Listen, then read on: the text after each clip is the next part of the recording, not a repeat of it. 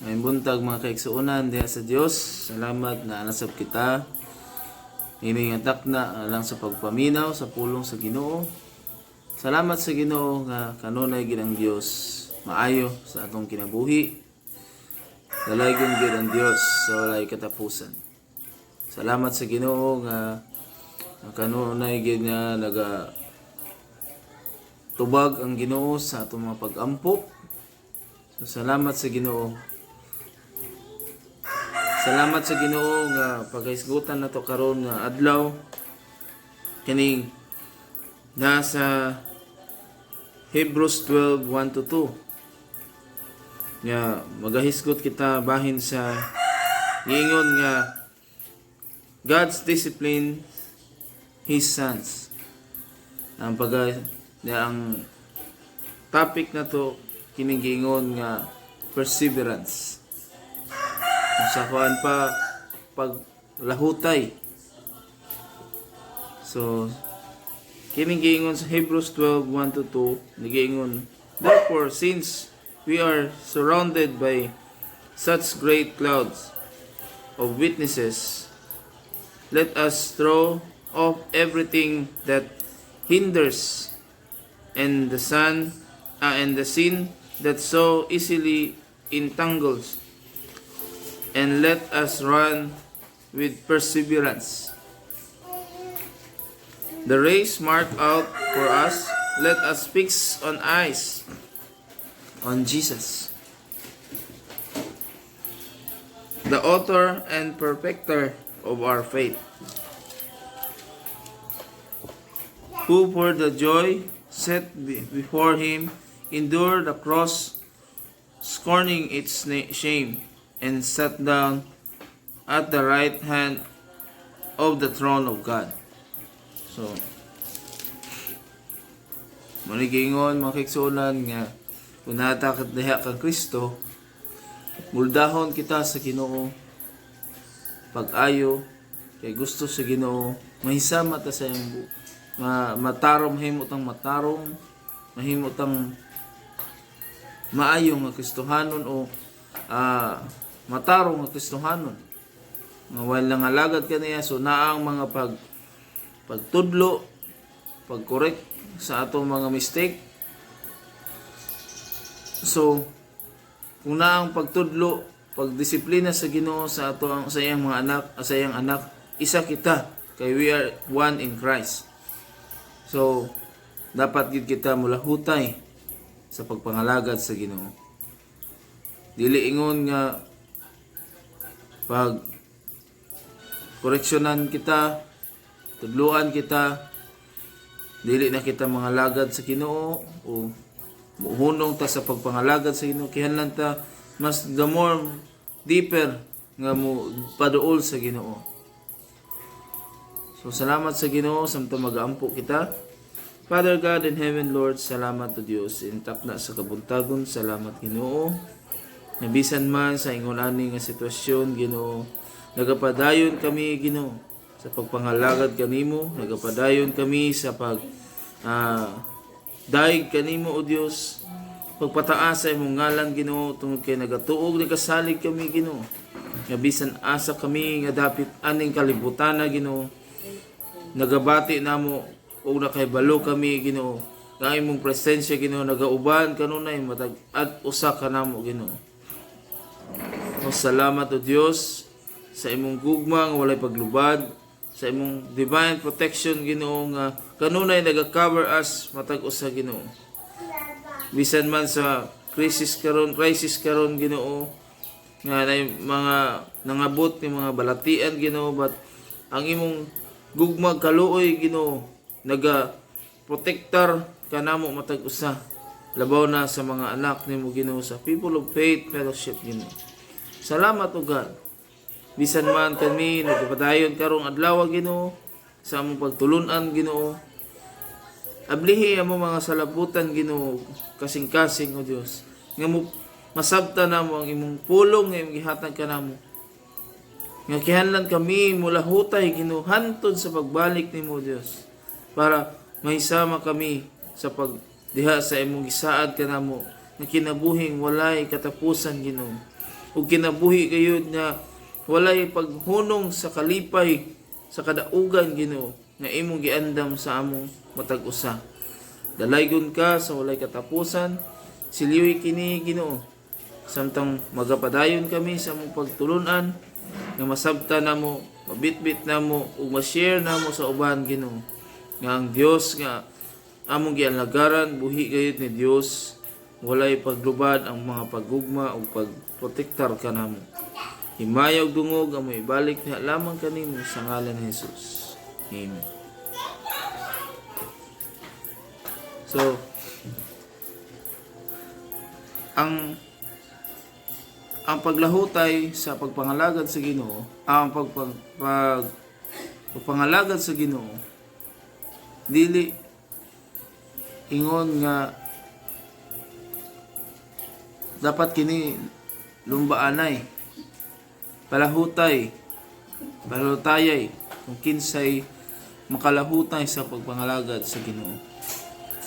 Dili sayon ang mga lagad sa Ginoo makaigsuonan tungod kay naagid ang mga pagsulay sa atong kinabuhi. Sometimes we feel rejected. Sometimes bubati ta og kaluya, labaw na maabot ang mga pagsulay sa atong kinabuhi. But remember, trials sa atong kinabuhi isa nga pamaagi sa pagsukod sa Dios sa atong kinabuhi. Kung ang mensahe sa Dios nakatunan nato ning tisok ba sa atong kasing-kasing ug unhuna, so usahay itesta sa Ginoo. Nay mga pagsulay nga moabot sa atong kinabuhi nga kung sa ato bugat na, but remember, ang Ginoo dili mohatag sa atong pagsulay nga dili nato kaya. O gisukod lamang kita sa Dios kung unsa kalalom ug unsa katinuod ang atong pagtuo sa iya. O kung mulahutay ba kita sa pagpangalagad sa Ginoo, kung moabot na ang bagyo o ang pagsulay sa atong kinabuhi. So, kining giingon sa verse 1 nga pagaisgutan nato na iduha ani sa verse 1 ug sa verse 2, kining giingon the race marked out for us. Number 1, the race marked out for us. And number 2, fix our eyes on Jesus. So, ang marka sa lumba diri kanato. So, this race is the lifelong test of faith in this world. So, kani nga lumba, isa ka taas na kinabuhi nga pagsulay sa atong pagtuo diri sa kalibutan. So, dili malikayan nga ang atong kinabuhi naagi pagsulay. Na pagsulay nga ginaatubang tungod sa ma-prove nato kung si Jesus Christ nagpuyo diri sa atong kasing-kasing, naabagid siya. So it means kung naa diri si Jesus Christ, the Word of God nga atong gituon, ang atong ginakaon sa atong espirituhanon nga bahin, nasabtan gayud nato. So, number 1, under sa the race marked out for us. Number 1 is the race must be run with perseverance. So ang lumba nagkihanlan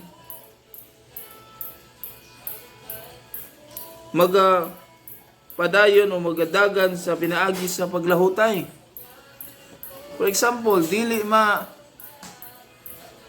kung sa lumba sa dagan, kung contest, kung walay paglahutay ang isa ka runner, dili ka daog o dili ka dagan, mo surrender. Mao po na sa ato mga kaigsuonan nga naay mga pagsulay sa atong kinabuhi. Kung dili hugot ang atong pagtrust sa Ginoo, kung wala nato kinabuhi ang pulong sa Ginoo, dili sab kita makalahutay sa pagdagan sa atong kinabuhi. Ang halasi na ang Dios sa atong kinabuhi. Sama sa kinabuhi sa mga disipulo ni Kristo. Kung wala ang pagtuo nila sa Ginoo, dili hugot ang ilang pagtuo sa Ginoo, moabot ba sa punto nga mo survive sila sa pagsangyaw sa gimando sa ilang ni Christ sa ila, nga isangyaw ang mga pulong sa Ginoo, ipaabot ang mga mensahe sa Ginoo kanila, kung wala ang paglahutay. So number 1 is sana siya mga kaigsunan nga kihanlan sa atong kinabuhi as isip as Kristohanon, mga anak sa Dios nga nangalagad sa Ginoo. Kihanlan kita mulahutay kaysa paglahutay nato sa pagpangalagad sa Ginoo, moabot ang reward sa Ginoo sa kanato, ang saad niya kanato, kinabuhing walay katapusan. Ikaduha, Bible nga Bisaya.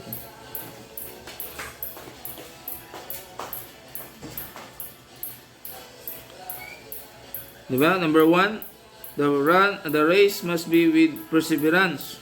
Sumoto, kianlan ang dagan, kianlan malahutayon.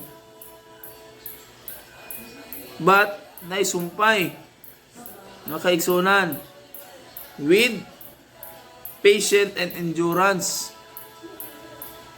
So, sa pagdagan nato, sa kinabuhi nato diha sa Ginoo, kihanlan, mulahutay ta, uban ang pagpasensya o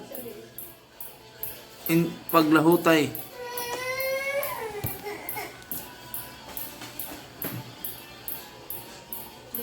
Okay. Kung walay pagpasensya makaigsuunan, dali rata mo surrender.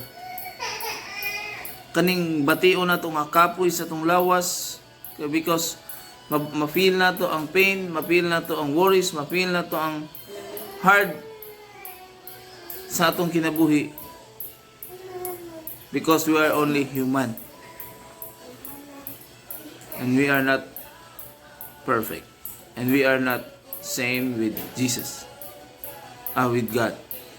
Even si Jesus Christ, na-feel niya ang pain, ang kakapoy, but pinaagi sa gahom. Diha nato makita ang pinaagi sa gahom sa Dios, mas makaya nato buhaton. Upasensya lang kita. The way of victory is the same as that of the saint, pressing on the finishing. So, ang kana nga pamaagi, isa nga makapadayon ka nato mga kakaisunan, nga makaabot kita dito sa finishing line. Sa race sa atong kinabuhi, makabot nato pinaagi sa paglahutay, malahutayon kita sa pagpangalagad sa Ginoo. Kung naay mga pagsulay sa atong mga kinabuhi, mahimo kitang patient, naay patient sa atong kinabuhi para makaabot kita sa lumba sa dagat. Ikaduha, the race must be run by throwing off the sins that impede or slow us down, and by fixing our eyes, lives, and heart on Jesus and the example of persevering obedience He set on earth. So kumayo ka kani nga lumba sa nga dagan, kung sa espirituhanon nga bahin, dili ka makapokus sa dagan nimo, lumba nga sa dagan nimo diha sa kinabuhi nga walay katapusan nga gisaad sa Ginoo. Kung di nimo ilabay ang imong mga sala. It means ilabay kalimtan o talikdan. Okay, ang sala nga nagpabilin sa ato kung dili malimpyuhan sa Dios, magpabilin siya, motoy mo hatag ka natong paghinay sa dagan. Kay mutintal man, mubabag sa ato pagpangalagad sa Ginoo. So, when we use the race or when we face the race, yan lang yun, limpyo. Kung sa kuan pa, ipa-refresh na to diha sa Ginoo. Para gaan ug kusgan kita nga mudagan sa race diha sa Ginoo. Kaya lang limpyo ang atong kinabuhi, ang atong kasing-kasing nga muatubang sa Ginoo. Kaya lang mula mo na ang paglahutay o kanunayon nga pag-obey. So unsa may gipasabot sa pag-obey? Obedience kanang kung unsay gimando sa atong Dios para kanato matag usa. Kung obedience ta nga Kristohanon o nangalagad sa Ginoo, we should obey. Musunod kita sa gustong ipabuhat sa Ginoo sa atong kinabuhi. Because God is looking forward for us. Siya nakakita sa unahan sa atong kinabuhi kung unsay na sa unahan, so siya ay nakahibalo. Sawa sa giingon ganiya, ang sa paglumba sa dagan palahutayay. Pinaagi sa imong pagtuo sa Ginoo nga maabot nimo kana o pagsalig nimo sa Ginoo.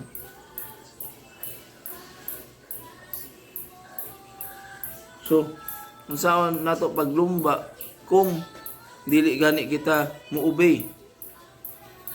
Kasagaan na imumando, maigo ang pride. Kay bata mas manghod sa iya ang nagmando kay maguwang. But remember, ang pagsugo, pagpili sa Ginoo dili basihan sa edad. Nagdepend na siya sa Ginoo kinsay iyang suguon o kinsay iyang gamiton. Sama ra na karon nga ang paglumba sa dagan kihanlan naapod ang pagpaminaw, pag-obey diha sa Ginoo. So ikatulo, the race must be run with awareness. So ang lumba nga dagan nagkihanlan pod og pag maabtik umaandamon. That the greatest danger confronting us is the temptation to yield to sin. So, ang lumba nga sa dagan sa kinabuhi nga walay katapusan, mo to kihanlan ang mga pagpasinsya, kihanlan ang pagsunod sa mando sa atong kinabuhi gikan sa Dios, ug kihanlan awareness. Mabinantayon, magbantay. Tungod kay sa pagdagan sa atong kinabuhi, sa pagpangalagad sa Dios, na ang mapagsulay, na pasabot, na ang danger, na ang dako nga danger sa atong kinabuhi. Nga kung wala malimpyuhi, wala nato totally gi surrender sa Ginoo, gi palimpyuhan ang atong mga past nga mga gibuhat, mahimo kining babag sa atong kinabuhi. Mao ni ang mubalik og tintal kanato. So unsaon nato paggukod o paglumba o pagdagan dito sa race nga gihatag sa Dios sa atong kinabuhi kung naay gababag. Yan lang, matubang kita sa Ginoo nga limpyo. Kinahanglan kita muduol sa Ginoo, matubang sa Ginoo nga gilimpyuhan na. Walay mga nabilin nga mga past nga mga binuhatan. Wala mga kaigsuonan. Always dili mawala sa church ang encourage nga padayon sa pagpangalagad sa Ginoo, padayon sa pagpaduol sa Ginoo. Kung ikaw man karon mapugnan nimo ang pagpakita sa kadasig sa pagpangalagad sa Ginoo, mao na dapat nga buhian, isurrender sa Ginoo, nga pulihan sa pagkadasig sa pagpangalagad sa Ginoo. Kaya nang dili ta angay mauwaw sa pagpangalagad sa Ginoo, kay ang gigunita nato nga ngalan labing gamhanan nga Dios, ubugtong anak sa Ginoo nga si Jesus Christ. Hindi ta angay mauwaw because gipakita kanunay sa ato unsa kagamhanan ng Ginoo sa atong kinabuhi.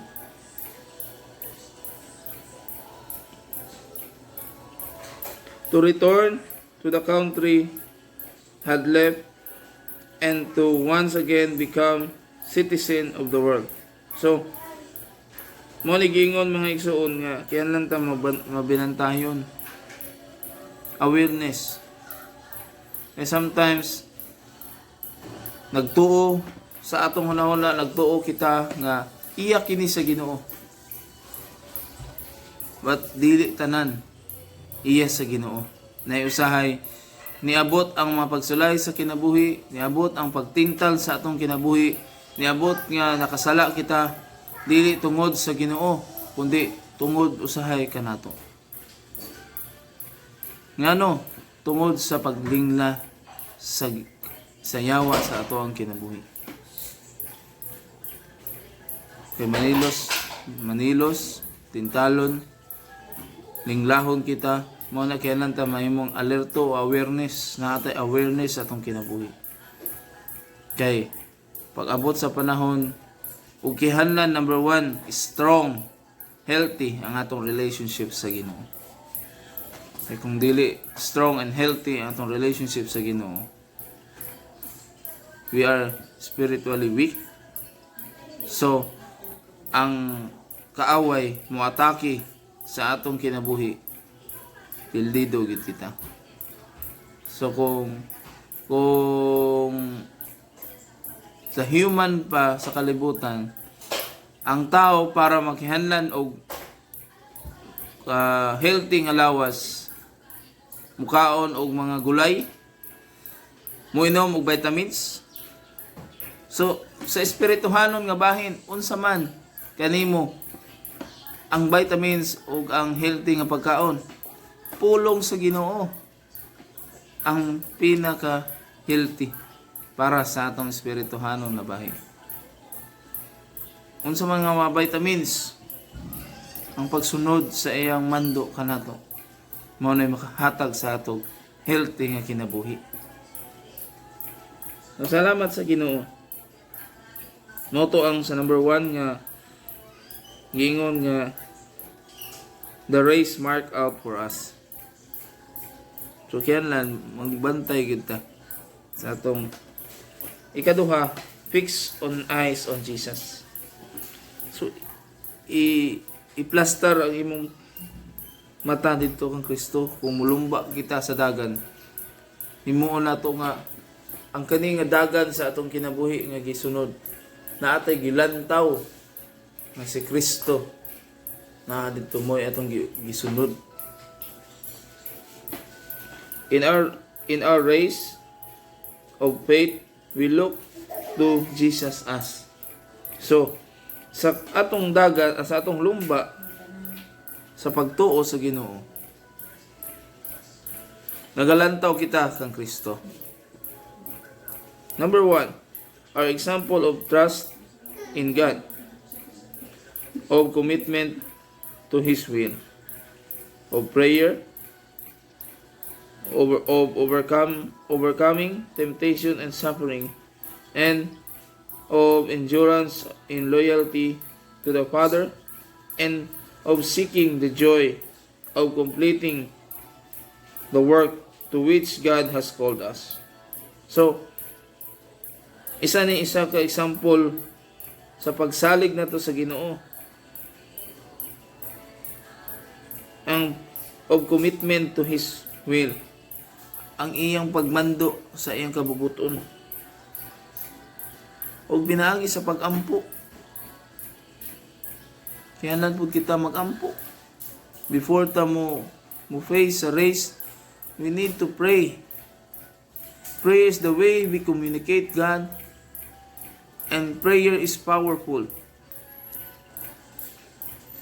Gamhanan ang mga pag-ampo. Labaw na kinasing-kasing ang pag-ampo para sa Diyos. Siyempre, in prayer, i-join na to ang overcoming temptation and suffering. Kanang iampo na to ang mga pagtintal, o mga pag-antos sa itong kinabuhi, o ang paglahutay, o magpabilin tang loyal diha sa atong amahan. And sometimes magtuo kita nga iya sa Ginoo pero wa ta kay balo lingla sa kaaway sa atong kinabuhi. Ang pagsik sa kalipay, kumpleto nga kalipay diha sa Ginoo. So makaigsuonan, kihanlan gid kita ma-aware, mainampingon, mabinantayon sa pagpangalagad nato sa Ginoo. Kaning pagpangalagad nato sa Ginoo, isa kaning lumba nga dagan. Paunhanay kinsay una makaabot dito. It means kinsay makalahutay sa pagpangalagad sa Ginoo. O kinsay matawag nga akong anak. O kinsay makatawag nga well done. Kanang word na well done makaigsunan, diha na kasagaan mugawas paghuman sa lumba sa dagat. Sa ato ang atong giyapas ang lumba sa dagat diri, kinsay makalahutay, kinsay magpabilin ng mga lagad diha kang Christ. Ang uban pipila lang, mulahutay, mawala, kay kulang og vitamins, kulang og nutrients ang espirituhanon nga bahin, which is na sa Bible gihatag sa Ginoo. Muna kihanlan while nangalagad kita sa Ginoo, makaigsuonan akong gi-encourage ang tanan labaw na sa People of Faith Fellowship, Assemblies of God, na ang pagpangalagad nato sa Ginoo dili ni siya ingon jamang-jamang, dili ni siya ingon gara-gara tungod kay naay mga mabarkada nimo. Remember, individual ang kaluwasan gihatag sa Ginoo sa ato. So individual ang race niya atong giatubang. Kupti ug ampingi ang gi-entrust sa Dios sa imong kinabuhi. Kianlan pag-abot sa panahon nga mubalik ang Ginoo kanang gi-entrust sa Dios sa imo. Imo nang ma-entrust kaniya pagbalik. Kay kihanlan kita mo atubang.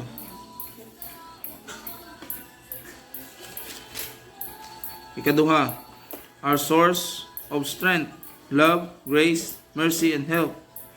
So, kung kita mulantaw ang atong mga mata dito sa kang Kristo,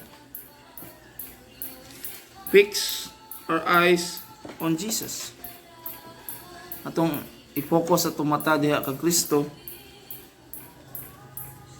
na ang mga siya ang atong mga source sa kusog, gugma, grasya, kaluoy ug tabang.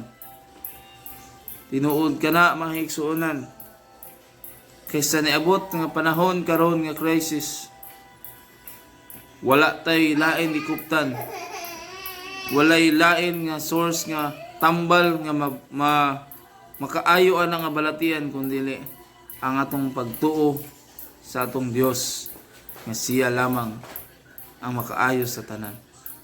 Gamhanan o milagroso ang atong Dios. Mao nang sa tanan matag adlaw bisag ingon ani atong sitwasyon, nakakuha kita kusog. Nabati nato ang gugma, na ang grasya, na ang kaluoy ug tabang sa Ginoo. Tugay anaa siya kanunay, nagauban, nagalantaw sa atong kinabuhi. Muna mga kaigsunan, ang pagpangalagad sa Ginoo, ang lumba sa dagan sa pagpangalagad sa Ginoo, o nanay kalahutayay. Kung wa ka kalahutay, wa ka kaantos, maybe you need to refresh o restore nimo, basahon nimo ang pulong sa Ginoo. Kinabuhi ang pulong sa Ginoo. Kaya ang naghatag kusog ka na to ang Ginoo. So salamat sa Ginoo, sa kaayo sa Ginoo. Nindot kayo maigsuon nga ang Ginoo nakig-uban kanunay kanato. Nindot sab ang kinabuhi nato na naay Ginoo.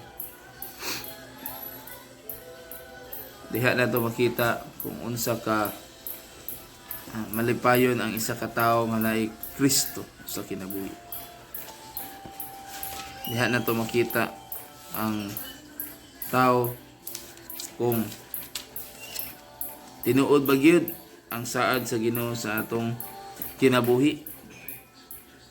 May pinaagi sa pagsaad sa Ginoo, pinaagi sa iyang pulong para kanato, o pinaagi pud kita nga nasa kalibutan pag buhat pagkatubang sa matag adlaw.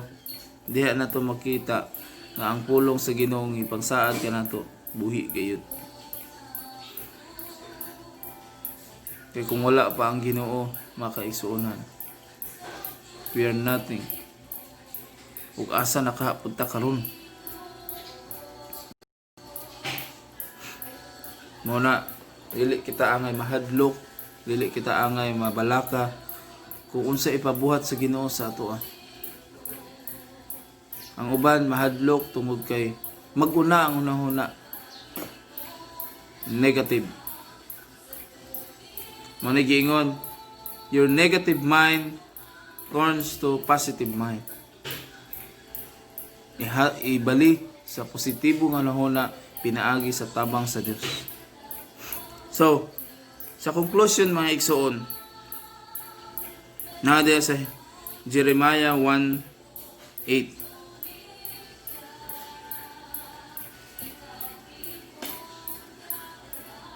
Kinagiingon, ayaw kahadlo kanila, kay ubanan o panalipdan ko ikaw.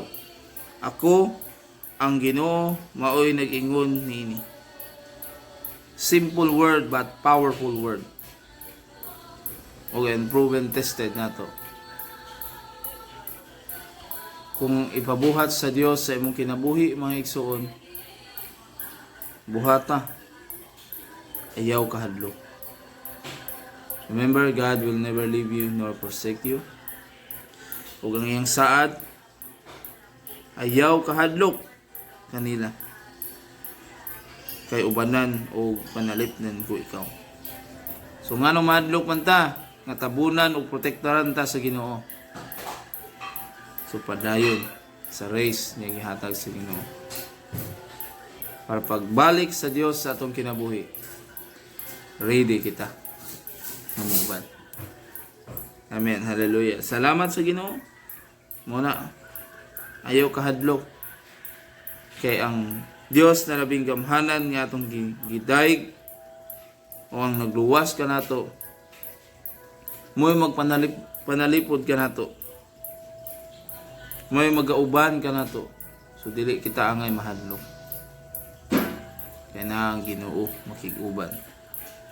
So dalay ko ng Ginoo, salamat sa Dios sa mensahe nga iyang gihatag ka nato. Salamat nga ang pulong sa Ginoo nga gihatag ka nato mo'y naghatag og kusog gyud o kaluoy o gugma ka nato. So santo magampo kita sa sa pagtapos. Dios na labing gamhanan nga among giday gisimba Ginoo nga tag-iya sa langit ug sa yuta, even man kanamo Ginoo. Nagampo kami kanimo Ginoo, nangay kami tabang Ginoo nga maabot man usahay sa among kinabuhi o Dios ang pagkaluya sa pagpangalagad kanimo Ginoo.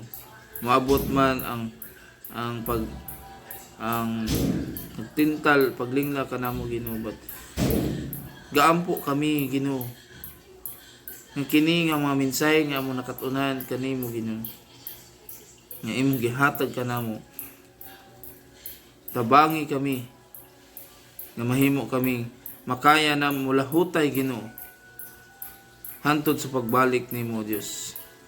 Usa salamat Ginoo, siliwi kini nga mga mensahe Ginoo nga magpabilin sa mong kasing-kasing unahuna Ginoo ug ma-aplikar namo sa mong kinabuhi.